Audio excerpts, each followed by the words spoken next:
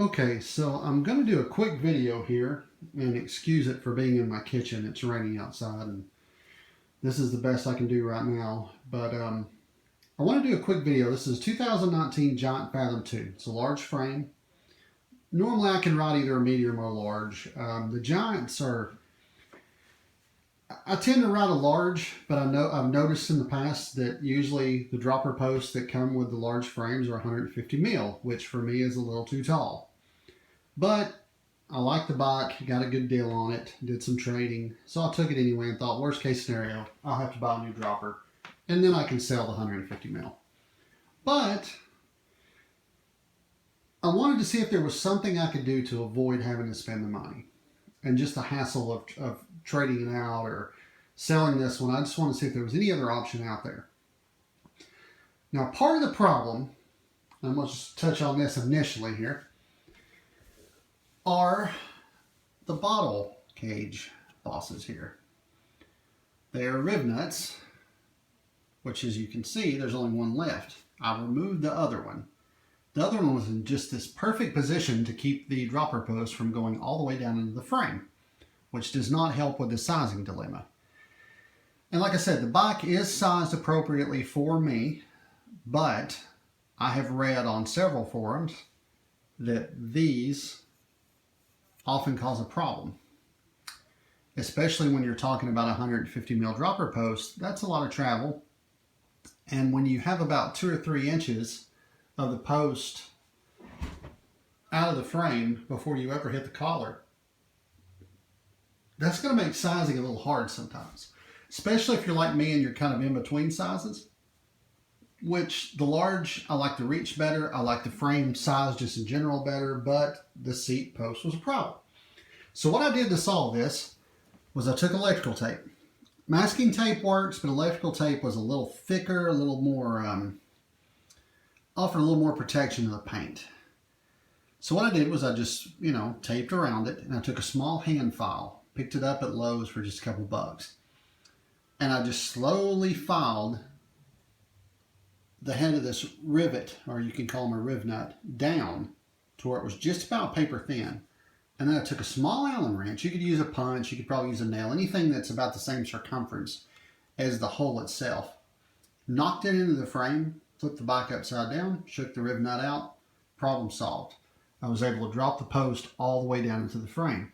Now I put a little piece of, I don't know if you can see it in the video, just black vinyl. You can put a sticker there, anything. Just keep moisture, keep water and dirt out of it. Initially, I think I'll get a little bit of silicone and just shoot a little bit of silicone right there and then cover it. But I could always have the rivnut replaced, so that's not a big deal. It's not. I haven't damaged the frame. I haven't technically modified the frame. I've just removed that rivnut, which those are replaceable. But if any of you have had that issue, it's not something that's hard to do. It just takes a little bit of patience, and you have to be careful. If this bike was older and more beat up, I probably wouldn't have cared as much and just, filed the thing off with a Dremel and, just went with it. But it's an easy thing to do. Don't be scared to try it. Of course, you always should probably check to make sure it wouldn't void your warranty, but I don't see, just from my point of view, that removing one would void a warranty when most bike shops can change those for you in a few minutes. And even a lot of bike shops would probably remove it for you pretty quickly. But if you're like me, a lot of times shops want to sell you a shorter dropper post instead of just, do the quick fix and help you out and save you some money. A lot of good shops out there will, but depending on where you are, they may try to sell you something else. So anytime you can save a few bucks, just do it. Okay, number 2. That's the first thing. Number 2. I needed to do something about the travel on the post. I know a lot of companies have adjustable posts as far as that there's, you can reduce the travel, whatnot. I'm not a dropper post expert, but I have done some research. There's another company, OneUp, that makes a shim that works with their posts. And what the shim does is it actually stops the travel of the post after a certain position. And you can cut the shim to fit and to do whatever, to cut to whatever length you're going to need in order to cut that travel down so that you shorten the overall length of the post. Well, I did some research. The shim looked like it would work, but it was like 15 bucks. $10, $15. And I thought, well, it's a piece of plastic. And after looking at it a little bit more, doing a little bit more research, I don't think it's anything but a piece of plastic. Now, I know that their posts have a specific design, and if you look the shim up, you'll see it's like a trident. It's got three prongs, goes down into the housing of the post, and limits the travel. But I thought, well, I'm going to make my own. So I took a little piece of water bottle, and I cut it into like this kind of. The reason why I cut it like that is because it makes it a little bit easier to slide in around the post, and I'll show you. Now what I did, it's 50 millimeters. I needed to cut this down 50 millimeters of travel. All you have to do, remove your collar. Now I know this works on the Giant post. It may work with some other posts. I've had a KS post that I believe this trick may have worked on it. I don't have the bike any longer, so I'm not sure, but all you do, you'll lower your post down to where you have plenty of room here, in order to get the shim in. Second, pull this out, pull your collar out. That's just that little split, as they call it. It's like a flange or a bushing, you could say.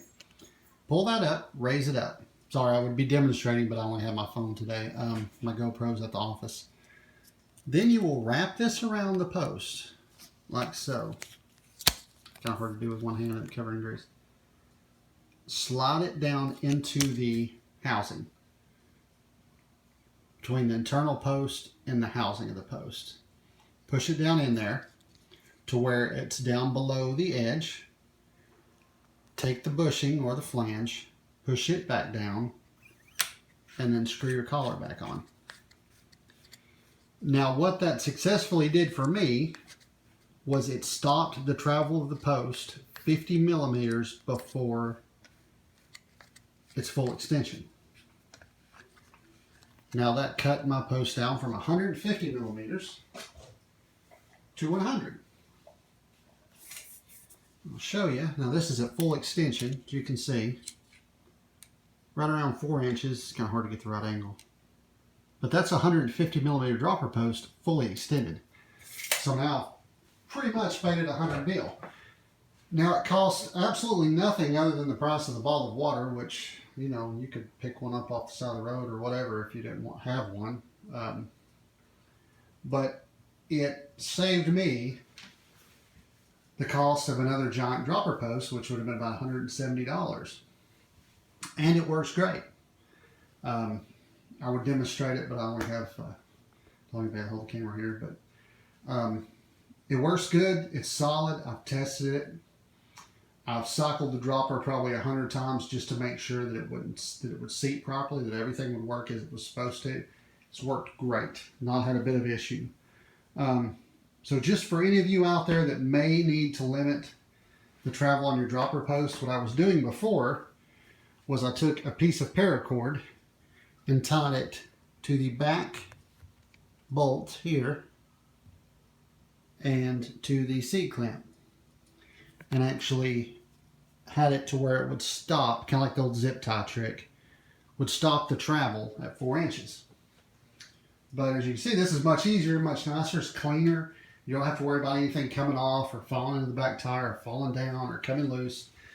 So anyone that needs to know, that's a pretty good little hack. I'm not taking ownership of it because I know it's been done before, but I didn't know if anyone had specifically done it with a giant seat post.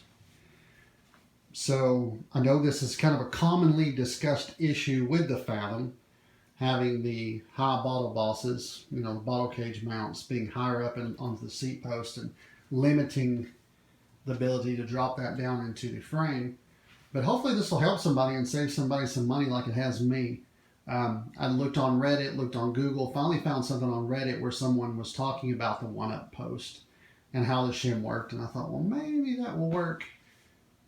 The same principle. So, but that's all. I just wanted to share it. Hopefully that helps somebody. Thanks for watching.